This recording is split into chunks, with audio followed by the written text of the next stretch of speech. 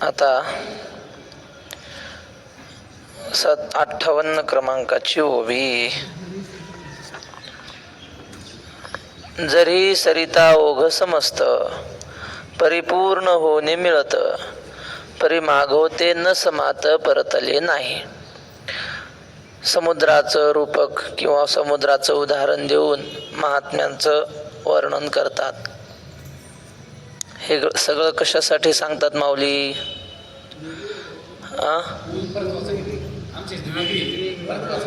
परत वाचतो.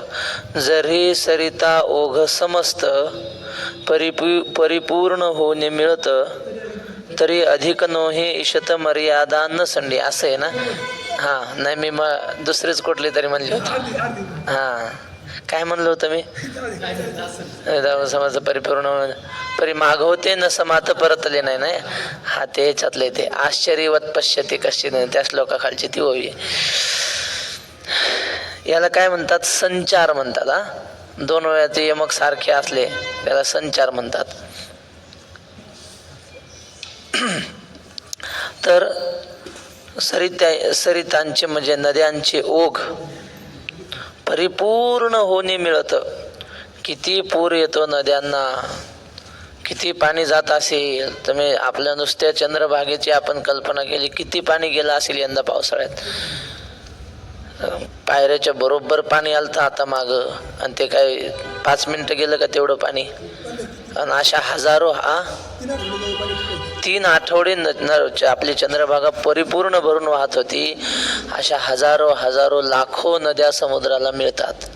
परिपूर्ण होणे मिळतं, त्या नद्या पूर्ण भरून समुद्राला मिळतात. पण तो समुद्र अधिक नोहे ईशत. ईशत म्हणजे किंचित सुद्धा आपली जागा सोडत नाही. आमचे ते नामदेव बाबा होते, वारकरी आता वारलेले, ते म्हणायचे माणसाने मर्यादेनं राहिलं पाहिजे. म्हणले समुद्राच्या काठावर एक मर्यादा नावाची वेल असते. म्हणले वेल, ते वेल समुद्राच्या काठावर असे पसरतात.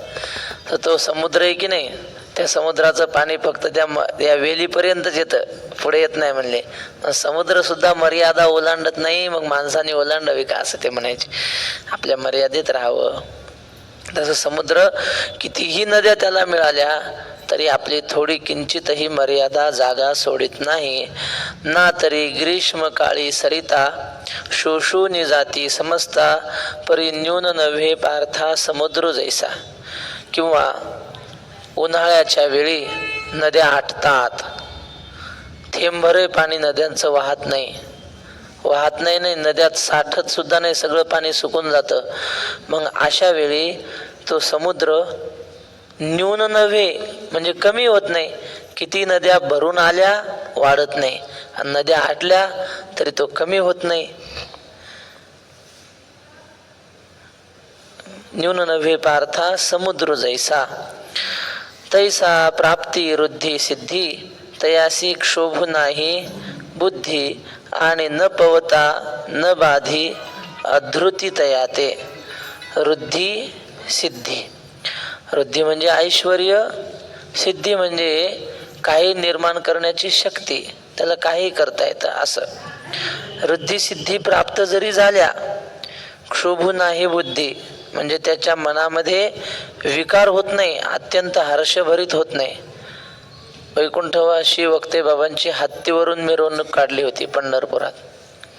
बाबा म्हणले हत्तीवर मिरवणूक काढली म्हणून मला फार आनंद झाला असं समजू नका. आता गाढवावर बसवा म्हणले. मी आता गाढवावर बसायला तयार आहे. म्हणजे हत्तीवर बसवल्याचा आनंद नाही आणि गाढवावर बसवल्याचं दुःख नाही. नद्या भरून आल्या तरी सागर मर्यादा सोडत नाही, सगळ्या नद्या आटल्या तरी कमी होत नाही. एकदा बाबांचं तिकडं मालेगाव भागामध्ये खानदेश नाशिक जिल्ह्यात कीर्तन होतं. आणि काय झालं, आता जुन्या काळात मोबाईल नव्हते, सप्ताह एकच, आणि तारीख घेतली 2 माणसानं 2 महाराजाची एकाच दिवशी. एक आणि दुसरे ते श्रावण महाराज आहिरे तिकडले आहेत, कोकाण्याचे आहेत ना, फार प्रसिद्ध कीर्तनकार आहेत ते. त्यांनीच मला हे सांगितलं. ते आपल्या भाऊंचे शिष्य आहेत, हरिभाऊंचे. ते त्यांची तारीख घेतली त्याच दिवशी आणि बाबांची तारीख त्याच दिवशी घेतली. वेळ तीच, सप्ताह तोच, चातुर्मास चालू. आता तारीख घेतली लोकांनी आवडीने म्हणून बाबा इथून गेले कीर्तनासाठी. आणि ते श्रावण महाराजही आले कीर्तनाला. आणि तिथं गेल्यावर बाबांना कळलं की असा पत्रिकेवर नाव तर आपलं नाही, दुसऱ्याच महाराजाचं आहे. आणि मग बाबाच्या लक्षात आलं. बाबांनी लगेच आपली पिशवी घेऊन गपचूप निघाले, कोणाला सांगितलं नाही, काही नाही. मग ते श्रावण महाराजांना कळलं की बाबा आले होते कीर्तनासाठी आणि बाबा चालले. तर ते श्रावण महाराज म्हणले मी बस स्टँडपर्यंत गेलो, बाबाला भेटलो, म्हणलं बाबा चला कीर्तन तुमचंच होईल, मला काही नाही, मी नंतर कधी करीन, तुम्हीच कीर्तन करा. बाबा म्हणले तसं नाही, मी आत्ता जर निघलो तर मला सकाळचा पाठ सांगता येईल पोरांना, कीर्तनाला थांबलो तर मग रात्री इथंच मुक्काम करावं लागेल. बाबा म्हणले, ते श्रावण महाराज म्हणले बाबाच्या चेहऱ्यावर तिळभरही खेद नव्हता, दुःख नव्हतं, राग नव्हतं. एखादा आपल्यासारखा असता, आपल्यासारखा म्हणजे आमच्यासारखा, तर ज्यानं तारीख घेतली त्याची चांगली खरडपट्टी केली असती की नाही, एवढ्या लांब मला बोलवलं, अक्कल नाही, फोन केला नाही, काही नाही, असं म्हणलो असतं की नाही. पण नाही, अक्षोभता सागरी अखंडित, म्हणजे किती दुःखाचा प्रसंग आला तरी स्थिर चित्त राहणे, किती काही सुखाचा प्रसंग आला तरी आपल्या अंतःकरणाची अवस्था बदलू द्यायची नाही. सांग तैसा प्राप्ती वृद्धी सिद्धी, म्हणजे वृद्धी सिद्धी या शब्दाचा अर्थ वैभव घ्या, संपत्ती घ्या, सुख, हे सगळं प्राप्त जरी झालं तर अशी क्षोभ नाही बुद्धी, त्याची बुद्धी क्षुब्ध होत नाही, विकाराला प्राप्त होत नाही, बदलत नाही. आणि न पवता न बाधी धृती तया ते, आणि हे वृद्धिसिद्धी प्राप्त नाही झाली तर तो अधीर होत नाही, तळमळ करत नाही. वा, आता आम्हाला एक श्लोक गेला पाठामध्ये, निंदंतु नीती निपुणा यदि वास्तुवंतु, निंदोत, मराठीमध्ये म्हणतो निंदोत वानोत सुनीतिमंत, चळो असो वा कमला गृहात, हो मृत्यू आजीच घडो युगांती, सन्मार्ग चांडूनी भले न जाती. म्हणजे कोणी किती निंदा करो, शहाण्या माणसाने खूप किती निंदा करो आपली, निंदंतु नीती निपुणा यदि वास्तुवंतु, त्यांनी आपली स्तुती केली काय लोकांनी, निंदंतु नीती निपुणा यदि वास्तवंतु, चळो असो वा कमला गृहात, म्हणजे पैसा संपत्ती लक्ष्मी घरात असो किंवा नसो, हो मृत्यू आजीच घडो युगांती, आज मरण येवो नाहीतर युगाने मरण येवो, सन्मार्ग सांडून भले न जाते.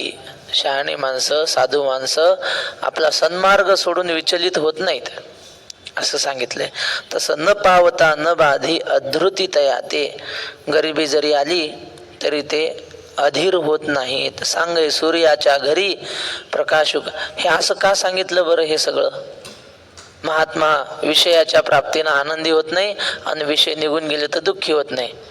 आपलं तर असं आहे बा, विषय प्राप्त झाला की आनंद होतो, विषय नाही मिळाला की दुःख होतं. आणि महात्म्याचं असं का, तर त्याला एक अखंड आनंद प्राप्त झालेला असतो की तो आनंद कधीच कमी होत नाही, वाढतही नाही.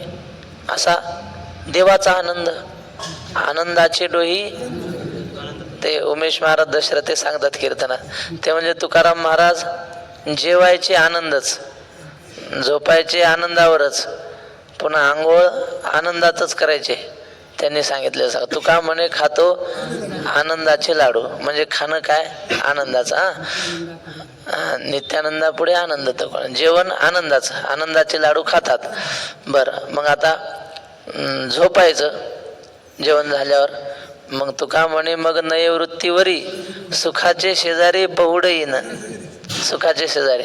आता आंघोळ करायची झोपेतून उठल्यावर, कुठं आंघोळ करतात म्हणजे आनंदाच्या डोहात, आनंदाचे डोही आनंद तरंग, आणि त्याची येतात ती ढेकर आनंदाचे हरिहर, आणि जे खाल्लं त्याचे हो म्हणजे सगळं नाही आनंदाशी जोडा, सगळं त्यांचा व्यवहार. तो आनंद मिळालेला असल्यामुळं हे संसारातली सुख आली काय गेली काय त्याचं त्यांना काहीच वाटत नाही, म्हणून ते सांगतात.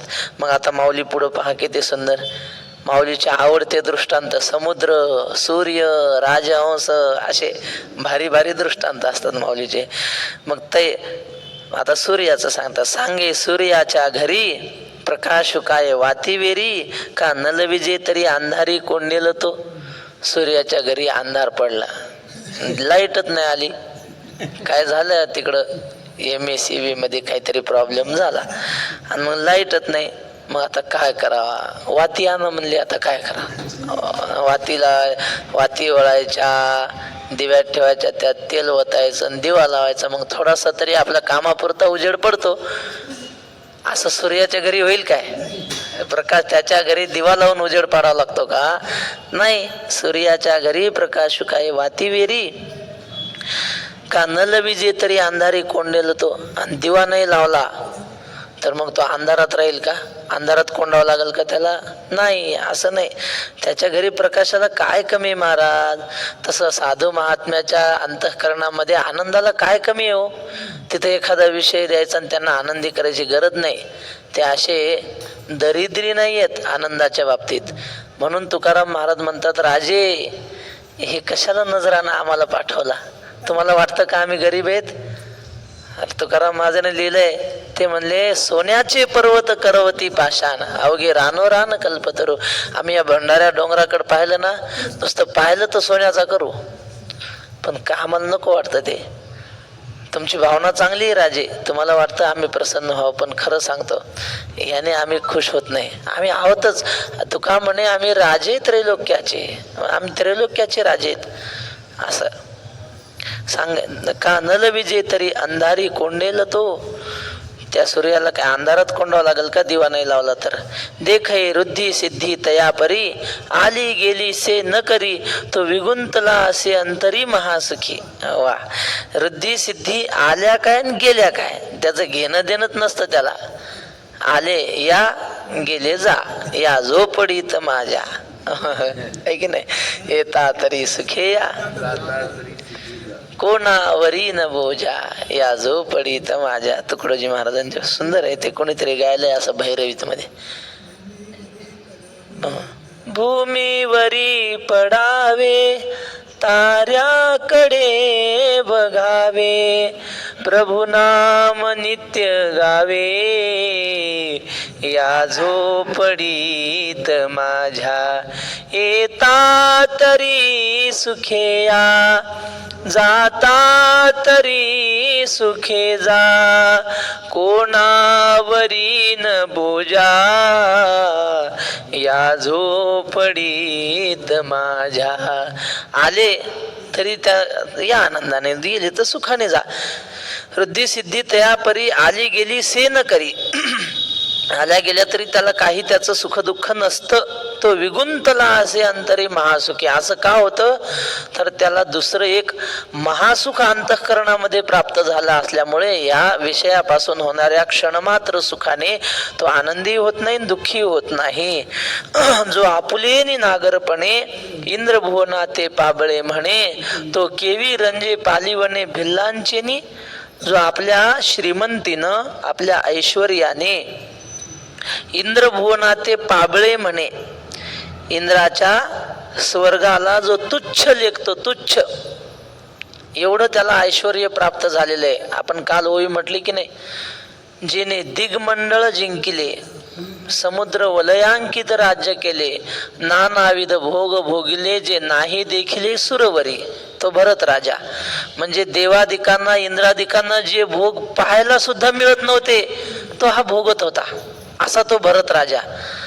आणि त्याला कोणीतरी म्हणला, हो तुम्ही हे राज्य द्या सोडून, तुम्हाला स्वर्गाचं देऊ. तो म्हणतो, कोण विचारत रे त्या स्वर्गाला? अशी 1000 स्वर्ग बरोबर माझं एक राज्य आहे.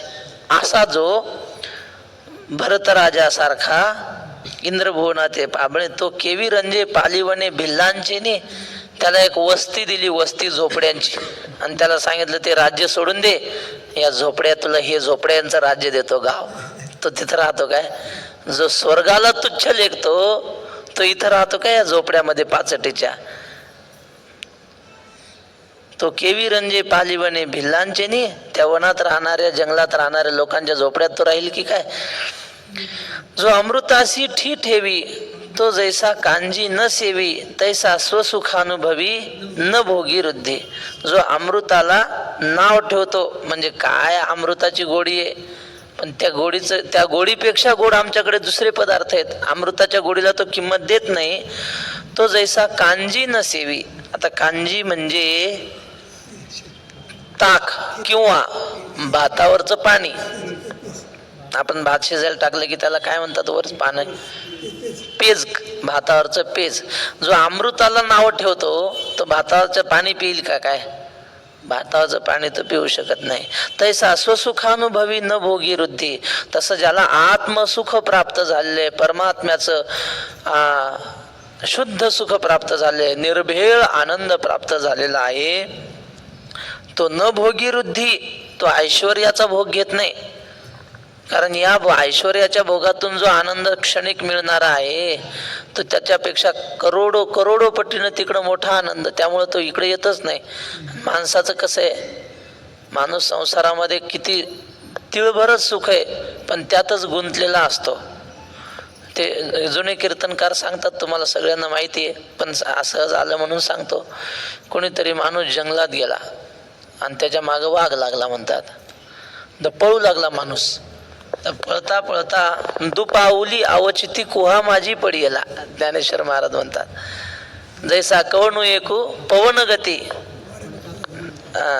पळता पवन गती, दुपावली अवचिती कुहा माझी पडियला. वाऱ्याच्या वेगानं पळू लागला आणि अचानक विहिरीत पडला. आणि माग तर वाघ लागलेला आहे. पण आता काय तरी त्याला आधार मिळाला. त्या वडाच्या पारंब्या लोंबलेल्या होत्या खाली, त्या पारंबीला धरलं त्याने आणि वर येऊ लागला. पाहतो तो वर तो वाघ विहिरीत डोकावून पाहतोय. आता वर आलं की वाघ खाईन. मग आता जाऊ द्या, खाली उडी टाकू विहिरीत पाण्यात, कुठंतरी कपारीला धरू. पण खाली नाग फणा काढून असा त्याच्याकडे पाहत होता. आता काय करावं, खाली जाता येईना वर जाता येईना. बरं लटकून किती वेळ राहील. तेवढ्यात काय झालं, त्यानं जी पारंबी धरली होती त्याला आगेमवळ होतं बसलेलं आणि त्या आगेमवळ फांदी हल्ल्यामुळं त्याचा गरा फुटला आगेमवळाच आणि ते थेंब असे टपकत होते म्हणतात. तर तो थेंब असा इथं त्याच्या डोक्यावर पडायचा, इथून वगळ यायचा आणि तोंडावर एक थेंब मधाचा पडायचा. तो म्हणला जाऊ दे, खाली नागराज आहे वरी वनराज आहे, पण ते जाऊ द्या सगळं, एक थेंब तर गोड मिळतो ना, तेवढ्यात तो आनंद मानत होता. तसं संसारातलं सुख आहे. किती त्रास आहे आता ते काय आपल्या अनुभवाच आहे सगळ्यांच्या. सुख तिळभर मिळतं पण तेवढ्या सुखाच्या आशेवर माणूस तिथं गुंतलेला राहतो. महात्म्याला ह्या तिळभर सुखाचं काय घेणं नसतं, त्याला अपार सुख मिळालेलं असतं. त्यामुळं तो संसारामध्ये गुंतत नाही. तैसा स्वसुखानुभवी न भोगी वृद्धी. पार्था नवल हे पाही, जेथ स्वर्ग सुख लेखनीय नाही तेथ वृद्धी सिद्धी काही प्राकृता होती. अर्जुना बघ ना किती नवल आहे. स्वर्ग सुखाला सुद्धा जो परवा देत नाही, जुमानत नाही, तर वृद्धी सिद्धीला काय परवा देणार आहे. वृद्धी सिद्धी म्हणजे त्याच्या पुढे कवडी मोल आहेत. प्राकृता म्हणजे कवडीच्या किमतीच्या आहेत, त्यांना तो सन्मान देत नाही. विहाय कामान्य सर्वान पुमांश्चरति निस्पृहा निर्ममो निरहंकारस सशांतिमधिगच्छति. सर्वान एक, कामान्य दोन, विहाय तीन. पहिल्या अक्षरावर आकडा टाकायचा असतो, पहिल्या अक्षराच्या पुढे किंवा वर. तीन झालं. नंतर पुमान चार. कुठं आलं पुमान? सर्वांच्या पुढं पू एक नाही पू, त्याच्यावर चार आकडा टाकायचा. नंतर निस्पृहा हा वरच्या ओळीत शेवटचा शब्द, त्याच्यावर पाच. नंतर चरती सहा, खालच्या ओळीवर सात आकडा, सरळच आहे खालची ओळ. सर्वान कामान्य विहाय म्हणजे सगळ्या कामनांचा त्याग करून, विहाय म्हणजे सोडून, सगळ्या इच्छा सोडून. पुमांस पुमान म्हणजे तो महात्मा. निस्पृहा चरती, निष्काम होऊन या जगामध्ये राहतो. निर्मम निरहंकार, निर्मम म्हणजे ममता रहित होऊन जगतो आणि निरहंकार होऊन राहतो, कुठल्याही प्रकारचा अहंकार धारण करत नाही. असा जो असेल सह शांतीम अधिगच्छति, तो शांतीला प्राप्त होतो म्हणजे स्थिर बुद्धी होतो. ऐसा आत्मबोधे तोषला, जो परमानंदे पोखला, तोच स्थिर प्रज्ञ भला ओळखतो. असा आत्मज्ञानाने संतुष्ट झालेला आहे. मी कोण आहे हे त्याला कळलंय. तुम्हाला मी सांगितलं ना, एक रमण महर्षी होते. श्री गुरु डॉक्टर बाबा सांगत असतात, ते रमण महर्षी मोठे साधू प्रसिद्ध. त्याच्याकडे अनेक लोक यायचे समस्या विचारायला. महाराज काय करावं, 25 बोर घेतले शेतात, शेताची चाळणी केली पण पाणी लागत नाही. बर. दुसरा आला, महाराज काय करावं, मुलगाच होत नाही, अपत्यच होत नाही, काय करावं. असे अनेक प्रश्न घेऊन यायचे लोक, संसारातले प्रश्न. काही परमार्थिक यायचे, महाराज देव कसा प्राप्त होईल वगैरे. महाराज कोणी प्रश्न विचारायला त्याला एकच उत्तर द्यायचे, काय, मी कोण आहे हे ओळखा. त्याचं प्रश्नाचं उत्तर त्याच्यात. संसारातले प्रश्न असले तरी मी कोण आहे हे ओळखा. बोरला पाणी लागत नाही, अरे तू सामान्य माणूस नाहीस, तो आत्मा आहे. हे संसार सगळा खोटा आहे आणि बोरच्या पाण्यासाठी काय दुःखी होतो, जग मिथ्या आहे सगळं. आपल्या आत्म्याला ओळखा. बर. देव कशाने मिळेल, मी कोण आहे ओळखा, देव मिळेल. सगळ्या प्रश्नाचं उत्तर एक, प्रश्न अनेक, उत्तर एक. तसा तो महात्मा आत्मबोधे तोषला, आत्मज्ञान त्याला झालेलं असतं, त्यामुळे तो संतुष्ट असतो, कशाची त्याला इच्छा नाही. आणि परमानंदे पोखला. आता आत्मबोध म्हणजे आत्मज्ञान आणि परमानंद म्हणजे ब्रह्मज्ञान. आत्म्याचं म्हणजे स्वतःचं ज्ञान झालेलं असतं आणि सगळं जग ब्रह्मरूप आहे असाही व्यापक बोध झालेला असतो. याला म्हणतात परमानंद. त्या परमानंदाने तो पुष्ट झालेला आहे. परमानंदे पोखला, स्थिर, तोच स्थित प्रज्ञ भला ओळख तू. तो स्थिर प्रज्ञ झालेला आहे, बुद्धी त्याची स्थिर झालेली आहे असं तू जाण. तो अहंकाराते, आता याच्यात 2 पाठ आहेत, तो इथं आहे आमच्या याच्यात. तो अहंकाराते दवडुनी, सकळ कामू सांडोनी, विचरे विश्व होनी विश्वा माझी. काही ठिकाणी तो अहंकाराते दंडुनी असा पाठ आहे. दंडुनी किंवा दौडुनी. दंडुनी म्हणजे अहंकाराला मारून आणि दौडुनी म्हणजे अहंकाराला बाहेर टाकून. सारखंच आहे, काही जास्त अर्थ. शेवटी अहंकार सोडणं, अहंकाराचा त्यागच आहे. ते कसं आहे, श्री गुरु तुंतुने महाराज म्हणले, रस्त्याने ज्ञानेश्वर महाराज चालले होते आणि त्यांना संसार रूपी साप दिसला. म्हणून रुसलो संसारा, सर्प हा विखार पांढरा, तुझसी अंतर रे दातारा, याची दावेदारा निमित्त. मग ज्ञानेश्वर महाराजांनी संसार रूपी साप पाहिला. माऊली म्हणले, नको बा, विषारी असतात, यांच्या वाटे जायला नको, आपला रस्ता बदललेला बरा. मग ज्ञानेश्वर महाराजांनी संसाराचा रस्ता सोडला, असे गेले बायपासने. ज्ञानेश्वर महाराजांनी प्रपंच केलंच नाही आपल्यासारखा. मग त्यांच्या मागून नाथ महाराज आले. नाथ महाराजांनी पाहिलं साप आहे, रस्ता कुठे बदलता, लांब जाण्यापेक्षा त्यांना ते साप धरायची कला माहीत होती.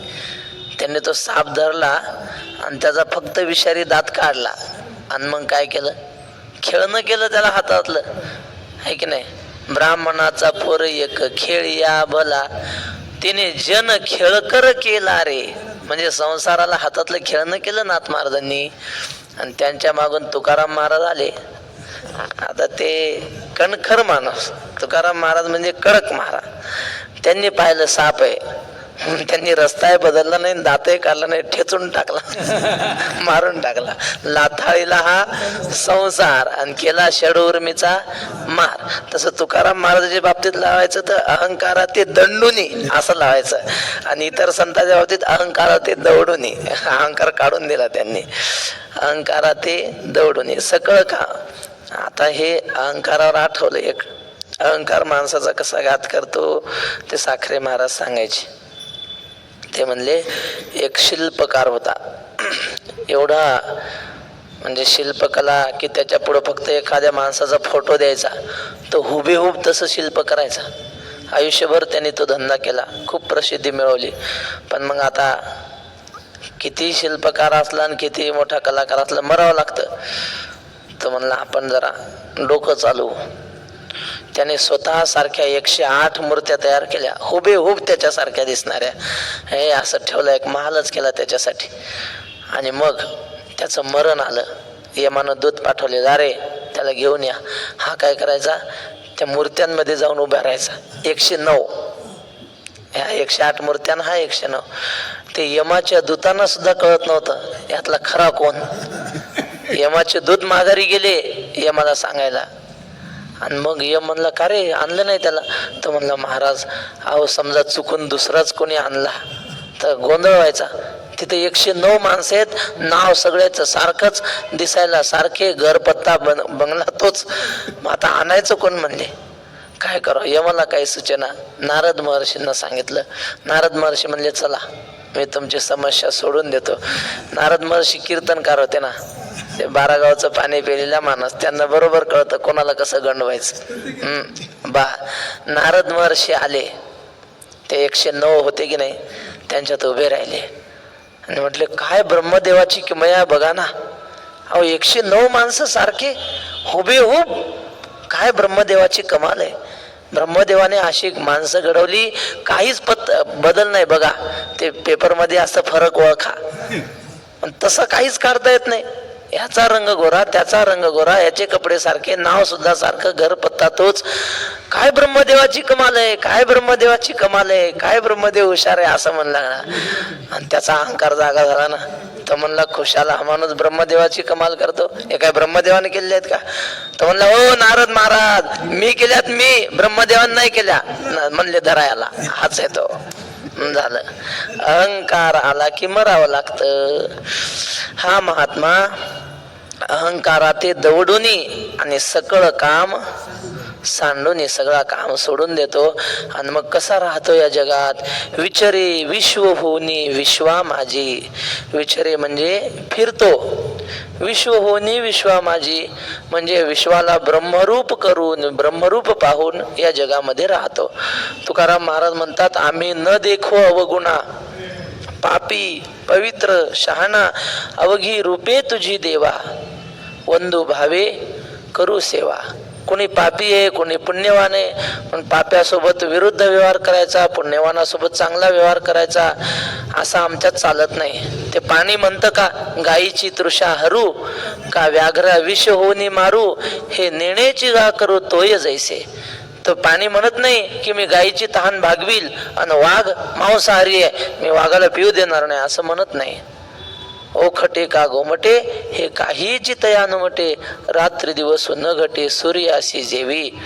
त्या महात्म्याला भेदभाव त्याच्या जीवनात नसतो, सगळं माझंच स्वरूप आहे म्हणून तो जगामध्ये फिरतो.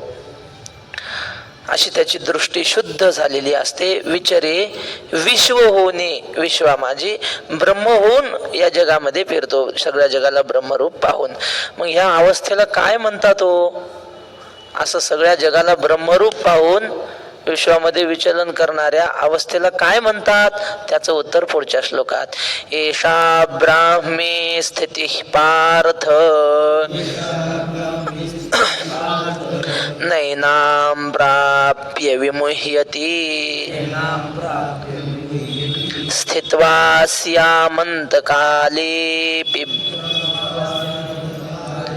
ब्रह्मनिर्वाणमृच्छति. पार्थ 1.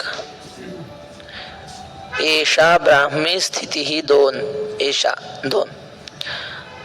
ते नैनाम आहे की नाही, त्या नईच्या पुढं 3 लिहायचे वर,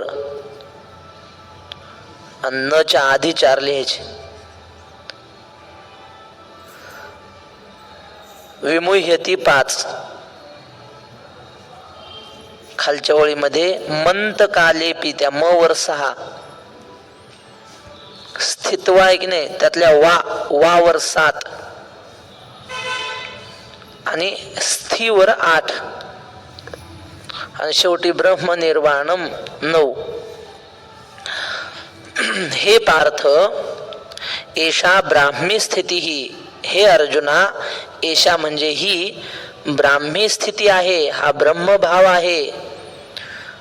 पुढे एनाम प्राप्य म्हणजे या अवस्थेला प्राप्त होऊन, न विमुह्यती तो महात्मा कधीही मोहाला प्राप्त होत नाही.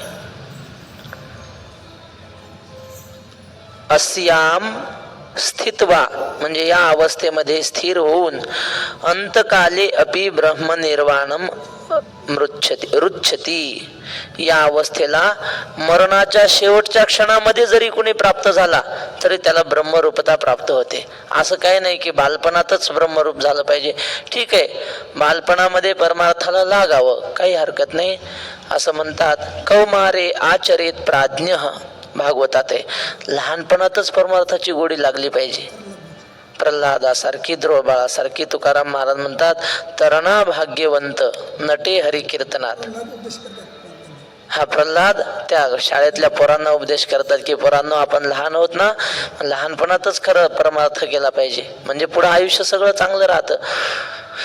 पण समजा एखाद्याला नाही संधी मिळाली आयुष्यभर, म्हातारपणी परमार्थाला लागला, मग ज्ञानेश्वर महाराज म्हणतात काय हरकत नाही, तो आधी जरी दुराचारी तरी सर्वोत्तमची अवधारी, जैसा बुडाला महापुरी न मरतो निघाला. एक माणूस महापुरात, हे पूर आला नदीला, तो म्हणे मी पलीकडेच जाणार चालत, नाही तर गाडी घेऊन. असे आगाऊ लोक असतात. अरे जाऊ नको बाबा, मरशील. नाही, नको म्हणल्यावर तर मग लय जोर येते माणसाला, आणि मग निघला, जातच पलीकड, कपडे दिले काढून त्यांच्याकडे आणि निघाला चालत. आणि मग काय, मध्ये पाण्यात गेल्यावर ते पाणी वाढत होतं ना पुराचं, आणि गेला वाहून. लोक हाका मारायचे, कोण काढायला जाते, मध्ये गेला खालीच गेला वाहून. तसाच मग आता लोक त्याच्या कपड्याचीच माती केली, कपडे सरणावर ठेवले, जोडे ठेवले, दिलं पेटून. त्याचे काय सावड न केलं काय, त्याच्यात काय, आता कपडे पेटवल्यावर काय राहणार आहे, अस्थि विसर्जन नाही काही नाही. पण मग अंत्ययात्रा निघाली, झालं सगळा कार्यक्रम त्याचा. पण हा खाली गेला, लांब वाहत, पोहता येत होतं, फक्त हातपाय हलवले, तरंगला, वाहत गेला खाली. एक वडाचं झाड नदीत होतं, त्या वडाच्या झाडाला अडकला, चढला झाडावर. 5-6 दिवस पूर काही ओसरला नाही, तसाच थांबला. तहान नाही, भूक नाही, काही नाही, तसाच राहिला झाडावर. वाचलो हेच पुष्कळ झालं म्हणला. आणि खाली दुसऱ्या गावाला गेला होता ना, 10-5 किलोमीटर खाली. मग ते पूर ओसरल्यावर लोक आले 8-10 दिवसांनी, झाडावर पाहिलं ते असं पेंगाळून पडलेलं. लोकांनी त्याला खाली उतरवलं, धुक होती, मेला नव्हता. मग लोकांनी उचलून नेलं, कोण आहे की कुठला आहे की, त्याला खाऊ पिऊ घातलं, 2 दिवस आराम करू दिला. आणि मग म्हणले कोण्या गावचा काय, मग त्याने सांगितलं असं. मग त्याला कपडे बिपडे घातले, लोकांनी पाठवला. पण इकडं 10व्याचा कार्यक्रम चालू होता, त्याचा फोटो मांडलेला असा खुर्चीवर, आणि पंक्ती बसलेल्या होत्या लोकांच्या. याला वाटलं बरे, लय दिवस झालं काही मिष्टान्न खायला मिळालं नाही, याला काय माहिती याचीच पंगत आहे म्हणून येऊन बसला पंक्तीला. लोक फोटोकडे पाहिजे, याच्याकडे पाहिजे, फोटोतल्यासारखाच दिसतो. अरे तू तर मेला होता ना, तो म्हणे मेला कुठे, जिवंत आहे ना तुमच्या पुढे. ज्ञानेश्वर महाराज म्हणतात वाहून गेला होता हे खरंय, पण मेला नाही ना. मग त्याचं वाहून जाणं काय झालं, व्यर्थ गेलं. बुडणे खोटे पावता थडी, स्वप्नी झाली ओढाओढी, नासली जागृती घडी, साच जोडी शेवटी गोड घास. तसं आयुष्यभर त्या याच्यात वाहून गेला होता, पापामध्ये म्हणा, कर्मामध्ये सगळ्या, पण शेवटी तीरावर आला. मग त्याचं बुडणं वाहू झालं ना, वाहून जाणं खोटं ठरलं.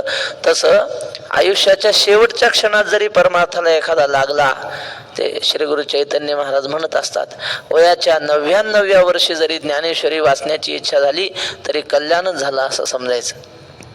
असो, तशी अशी ब्रह्मरूप अवस्था आयुष्याच्या शेवटच्या क्षणाला क्षणभरात जरी प्राप्त झाली तरी तो महात्मा ब्रह्मरूप होतो. ते हे ब्रह्मस्थिती निस्सीम.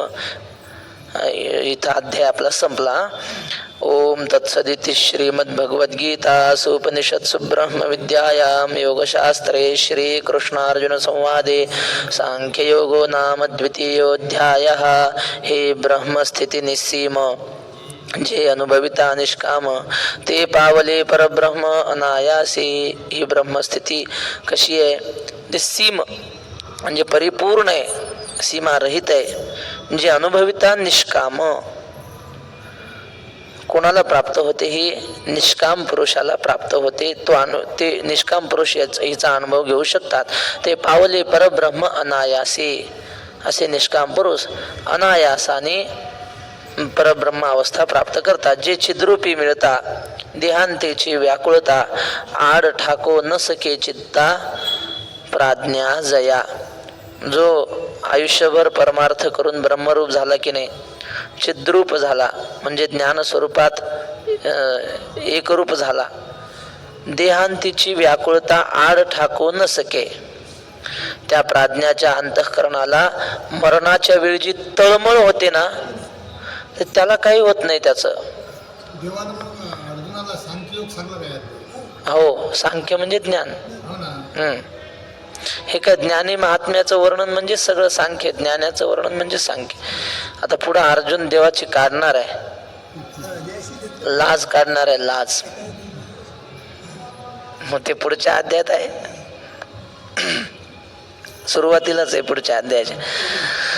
मग या महात्म्याचं कसं असतं, आयुष्यभर परमार्थ केलेल्या माणसाला मरणाची तळमळ देव होऊ देत नाही.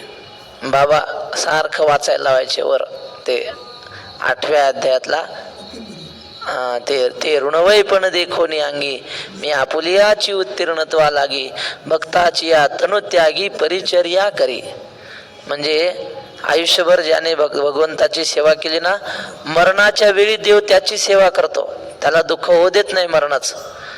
एक इथं पंढरपूरमध्ये कोणी वारकरी होता म्हणतात, जुने वारकरी गोष्ट सांगतात. आणि त्या वारकऱ्याला वय झाल्यामुळं अन्नच पचन होत नव्हतं, खाल्लं की तसंच यायचं, जुलाब सारखे कपडे भरायचे. मग आता कोण अशा काळात सेवा करतं महाराज माणसाची.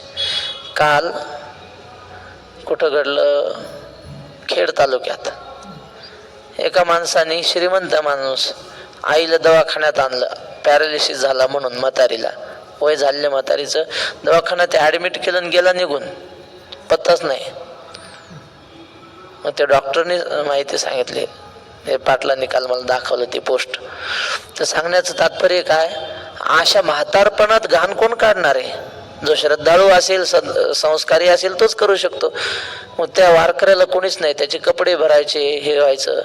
पण देवाची सेवा आयुष्यभर केलेली असल्यामुळं देव यायचा आणि त्याचं सगळं कपडे वगैरे धुवायचा, त्याला व्यवस्थित आंघोळ घालायची, झोपवायचं, खाऊ पिऊ घालायचं.